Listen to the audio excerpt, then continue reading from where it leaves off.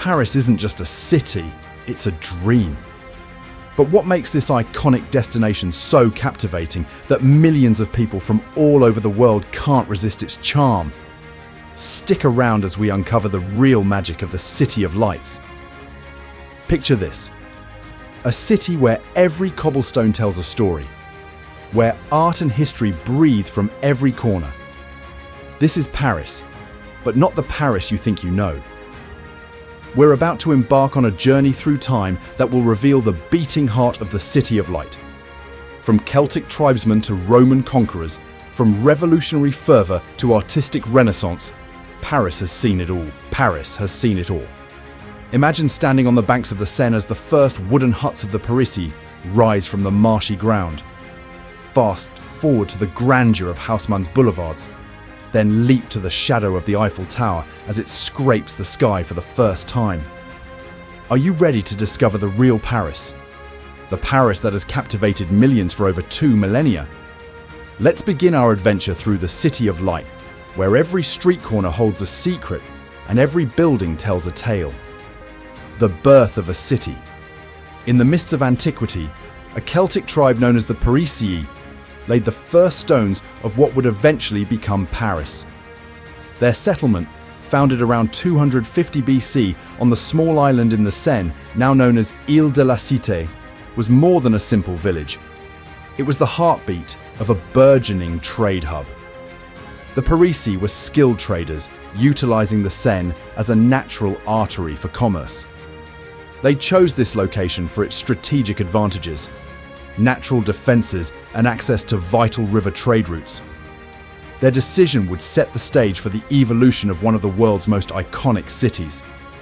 Picture this: a cluster of wooden huts perched precariously on marshy ground, smoke spiralling into the sky from communal hearths. The air is alive with the chatter of the Celtic tongue, the clink of trade goods being exchanged, and the rhythmic lap of the Seine against rudimentary docks. This was the world of the Parisii, a tribe whose name would echo through history, carried forward as the city they founded grew and flourished. The Parisii were not just traders, but also skilled metalworkers. They minted their own coins, some of which have been discovered by archaeologists, providing tangible links to this ancient past. Their settlement was likely fortified, with wooden palisades protecting the inhabitants from rival tribes and wild animals that roamed the dense forests surrounding the island. Life for the Parisii was closely tied to the rhythms of nature and the flow of the Seine. They worshipped Celtic gods, with rituals and sacrifices likely taking place in sacred groves on the riverbanks. The island settlement was probably connected to the mainland by simple wooden bridges, the precursors to the grand stone structures that would later span the Seine. If this video inspires you, hit like, share and subscribe, then add a comment on which city you want us to explore next for more adventures around the world. Roman influence and transformation. By 52 BC, the Parisii settlement had caught the eye of the Roman Empire. After Julius Caesar's conquest of Gaul, the settlement was renamed Lutetia. The Romans brought with them their advanced engineering, architecture and culture, transforming the humble Celtic settlement into a thriving Roman city. Lutetia became a centre of commerce and governance, boasting paved roads, aqueducts and grand amphitheatres. The Seine, which had once served the Parisii as a trade route, became a lifeline for Roman expansion. Imagine bustling markets filled with goods from across the empire, from African spices to Mediterranean wines. The orderly grid of Roman streets and the towering stone structures marked a new chapter in the city's history, a departure from its Celtic roots, and a step toward becoming a true metropolis.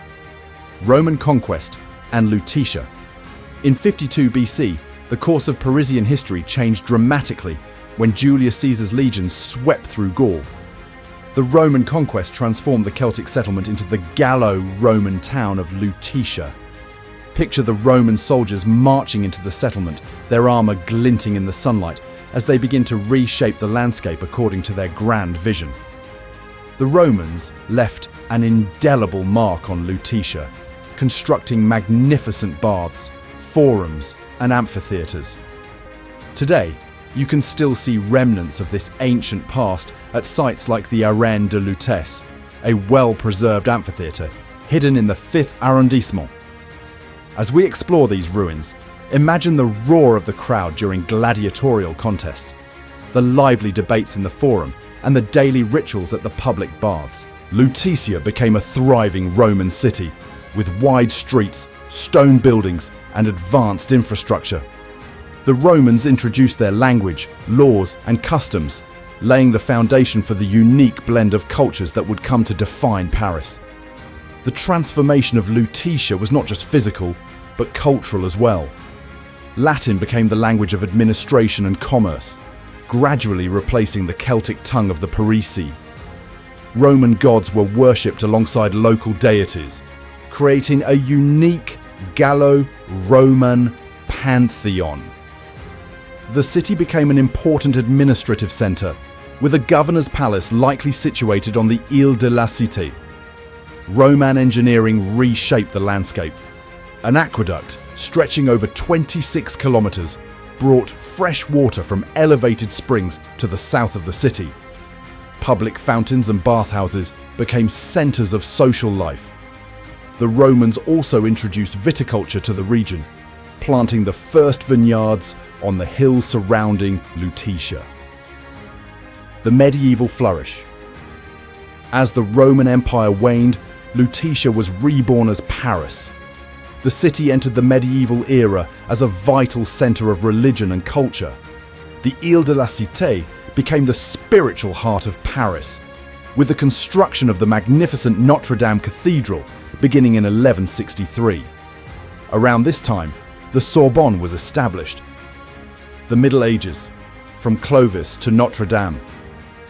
As the Roman Empire crumbled, a new chapter in Paris's history began. In 508 AD, Clovis I, king of the Franks, made a decision that would shape the destiny of the city. He chose Paris as his capital. This marked the beginning of Paris's rise as a centre of power and culture in medieval Europe. Throughout the Middle Ages, Paris grew in importance and splendour. The construction of iconic structures like Notre-Dame Cathedral, which began in 1163, symbolised the city's growing wealth and religious significance. Imagine the cathedral slowly rising over the decades, its intricate stone carvings and soaring spires a testament to the skill of medieval craftsmen. Renaissance and Revolution. The Renaissance brought a new wave of artistic and cultural development to Paris. The 16th century saw the city become the book publishing capital of Europe, with printers and booksellers crowding the narrow streets of the Latin Quarter. Imagine the clatter of printing presses and the smell of fresh ink as new ideas spread across the continent. However, this period of growth was followed by turbulent times. The French Wars of Religion in the late 16th century saw Paris become a battleground between Catholics and Protestants. The city's streets ran with blood during the St. Bartholomew's Day massacre of 1572.